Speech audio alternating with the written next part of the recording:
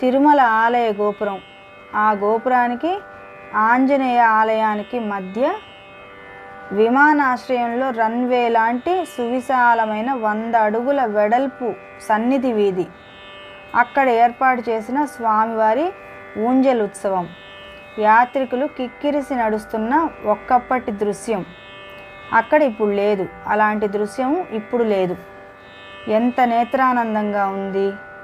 ఆనందంతో నా శరీరము పులకించిపోయింది. ఎంత గొప్ప కార్యం జరిగింది ఇక్కడ. ఆ శక్తి అంతా నాదా. ఇదంతా జరిగిపోయి కొన్ని నెలలు గడిచింది. నాకు బదిలీ అయ్యి 1982 జూన్లో వెళ్ళిపోయే ప్రయత్నంలో ఉండగా